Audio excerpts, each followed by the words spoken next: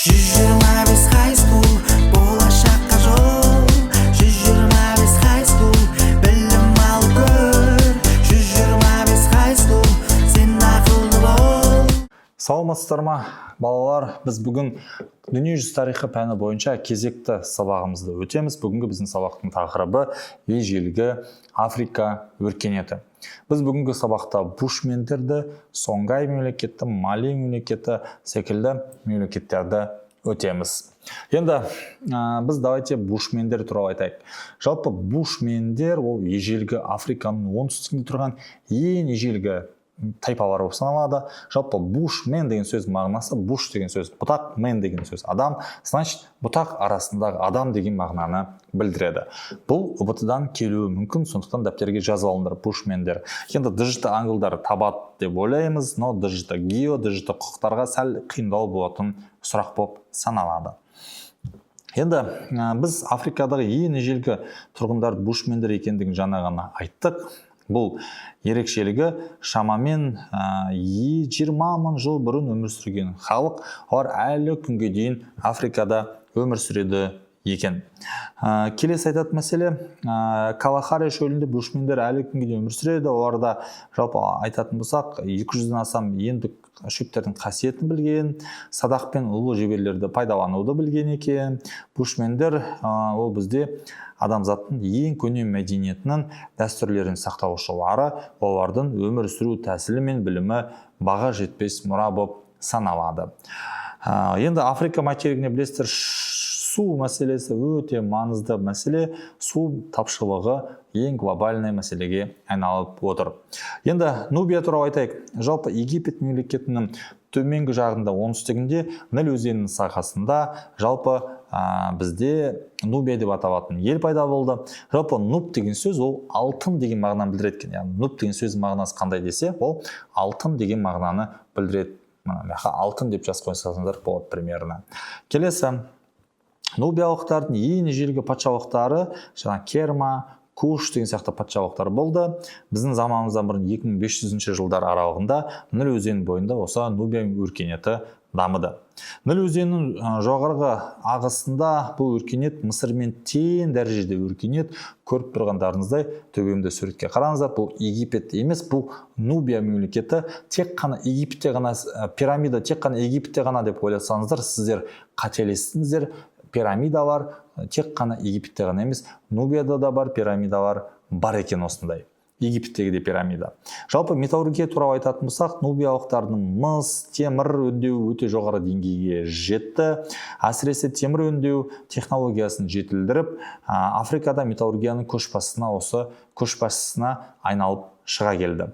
Сауда жолдары туралы айтатын болсақ, Нубия стратегиялық маңызды сауда жолдарының бойында орналасқан, Ніл өзенінің жағасында Египетпен теңіз және жаңағы құрлық арқылы сауда жасап отырған. Сәулет өнері туралы айтатын болсақ, нубиялықтардың ерекше пирамидалар мен храмдары салды. Мысыр сәулет өнерінен әсер алғанымен олар өзіндік стильдерін дамытты. Кейінірек пирамидалар ерекше бұрыштары мен бұрыштары бар ғимараттар ретінде айнала бастады. Нубиялықтардың патшалықтардың билігі мен мәдениеті туралы айтатын болсақ, нубиялықтардың жалпы біз айтқандай Куш деп аталатын патшалығы болды. Біздің заманымыздан бұрын 8 және 6 ғасырларда олар тіпті Мысырды жаулап алды. 25-ші әулет ретінде Египетте билік жүргізді. Патшаларға ерекше құрмет көрсетіліп, олардың моласы мен мүсіндері сақталған. Әйел патшалар да маңызды рөл атқарған. Одан бөлек Кандаке деп аталатын ханшайым Нубияның тарихында ерекше орын алды. Жалпы Мероя қаласы туралы айтатын болсақ, бұл нубиялықтардың астанасы және Африканың алғашқы индустриалдық орталығы ретінде танылды. Қала темір өңдеумен ірі орталығына айналып, көптеген пештер мен қолөнер шеберханаларымен танымал болды. Археологиялық қазба жұмыстары кезінде Мероя қаласында жоғары дамыған жоспарлау жүйесі және күрделі су жүйелері дамығандығын көрсетті. Жазба әдебиетіне тоқталатын болсақ, нубиялықтар өздерінің ерекше иероглифтік жазуын дамытты, меротикалық жазу деп аталатын жазулар болыпты. Бұл жазу бүгінгі күнге дейін толық шешілмеген жазулардың бірі болып саналады. Діни мәтіндер, патшалардың жазбалары, саяси сауда құжаттары да сақталған. Жалпы Нубия қоғамының күрделілігін көрсететін еді. Енді Гана мемлекеті туралы айтатын болсақ, Гана мемлекеті тарихта алтын деп аталатын екінші ел. Гана мемлекеті бізде жалпы батыс Африкада орналасқан ел. 8-12 ғасырларда Гана мемлекеті батыс Африкада орналасқан. Қазіргі кезде қазіргі Гана мемлекетімен байланысы жоқ. Бұл мемлекет алғашқы ұлы мемлекеттердің бірі, кейін Сонго тайпасының негізін қалаған стратегиялық сауда жолдардың бойында күшейіп дамыған елдердің бірі болып саналады. Енді Гана мемлекетінде ерекше алтын мен тұз өндірілді, осы шетелге сатылды. Гана өз аумағында бай алтын кен орындарымен және Сахара шөліндегі тұз кен орындары арқылы саудасы арқылы тез байып отырған ел болып саналады. Бұл алтын мен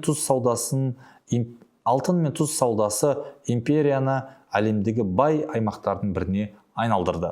Сауда желісі туралы айтатын болсақ, Гана патшалары Сахара арқылы өтетін сауда жолдарды бақылауды ұстады. Гана, Томбукту, Гао сияқты аймақтарды бағындырды. Және ислам өркениеті туралы айтатын болсақ, бұл жерге ислам діні келе бастады. Яғни 10-шы ғасырлардан бастап келіп, ары қарай мемлекеттік дінге айналды. Гана мемлекетінде алтын өндіру жоғарғы деңгейде дамыды. Алтын қарапайым адамдарға да тиесілі болды. Жалпы алтын мен тұз ерекше айырбас сауда ретінде жүргізілді. Жалпы Сахарада керуендер арқылы адамдар делдалдық сауда арқылы өте көп пайдаға ие болды. Енді Гана патшасы дүниедегі ең бай адамдардың бірі. Оның аумағында өсетін барлық алтын оған тиесілі деп араб географы Аль-Бакри 11-ші ғасырда жазып кеткен еді. Енді ол кім десеңіздер, ол жаңа біз айтқандай Манса Муса деген, жоқ, бұл Манса Муса емес, өтірік айтамын. Ол Гана мемлекеті. Манса Муса бізде жаңағы Мали елі. Енді соған келе жатырық. Жалпы енді Гана мемлекетінің астыңғы жағында орналасқан тағы бір мемлекетке келдік. Бұл мемлекет тарихта Мали мемлекеті деп аталады. Жалпы Мали мемлекеті 13-15 ғасырда империяға айналды. Африкадағы ең ірі және бай елдердің бірі болды. Оның аумағы қазіргі батыс Африканың көп бөлігін қамтыды. Атлант мұхитынан Нигер өзеніне дейінгі аймақтарға дейін созылды.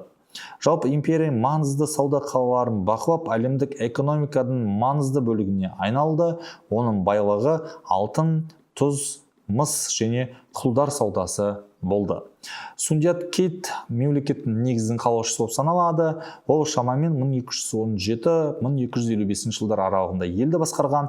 Мали мемлекетін біріктірген ұлы билеуші. Ол Мандика арыстаны деген атпен белгілі болды. Жалпы енді Сундиат Кейт туралы білдік, енді Манса Муса туралы айтайық. Жалпы Манса Муса 60 мың адам қажылыққа Манса Мусамен бірге барады. Одан бөлек 80 түйе, 150 килограмм алтын, тиелген алтынды алып барады. Бұл тарихта ең үлкен 12 тонна алтын деген мағына білдіреді. Осылайша әр қапта шамамен 150 килограмм алтын болса, ол примерно 80-ге көбейтетін болсақ, 150 килограммда бізде 12 тонна шыға келеді. Манса Муса қазіргі бағамен салыстырғанда миллиардтаған доллар ақшаға ие болған және Илон Масктен бай адам осы Манса Муса болып саналады. Ол 1324 жылы жалпы Каирден бастап саяхатты жаңағы Меккеге барады. Меккеге барғанша көптеген адамдарға жаңағы қайырымдылық жасап алтын таратады. Осы кезде алтынның бағасы түсіп кетті деген сөз қалыптасты. Енді әлемді таңғалдырған сапар туралы айтатын болсақ, жаңа біз айттық қой енді. Осы кезде Каир мен Александрияда инфляция орын алып, алтынның құны құлдырап кетеді Манса Мусаның келу нәтижесінде. Жалпы Томбуктуды білім орталығына айналдырған осы Манса Муса болып саналады. Манса Муса Томбукту қаласын дамытуға күш салды. Ол араб ғалымдарын шақырып, мешіттер мен медреселер салды. Томбуктуда әлемдік білім орталықтары және мешіттері соғылды. Осылайша Мекке қаласында әйгілі сәулетшіні шақырады. Сол сәулетші келіп бізде Томбукта қаласында мешіттер соғып кетеді. Енді Сонгай мемлекеті Малидің мұрагері. Біз Сонгайға келдік. 15-16 ғасырларда Сонгай империясы Сахара саудасындағы ірі мемлекетке айналып, Мали империясын құлдырағаннан кейін Сонгай мемлекеті қалыптасты. Жалпы Сони әулеті елді басқарады, сол үшін Сонгай мемлекеті деп аталды.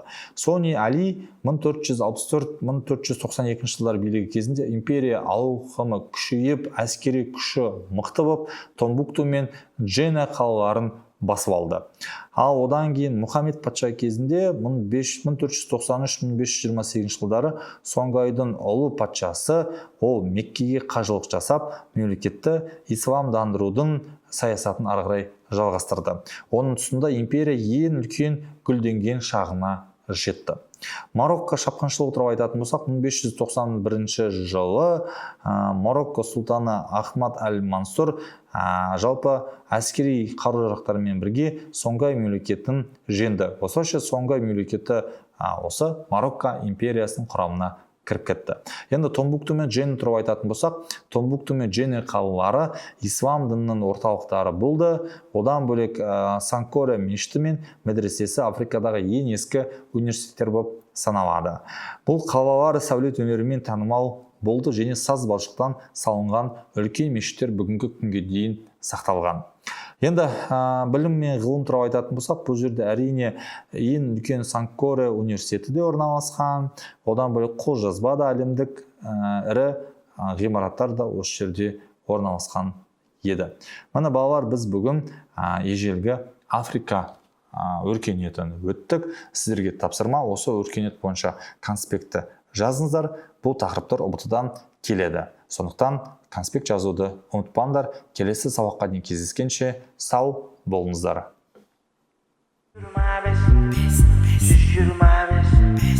125 high school.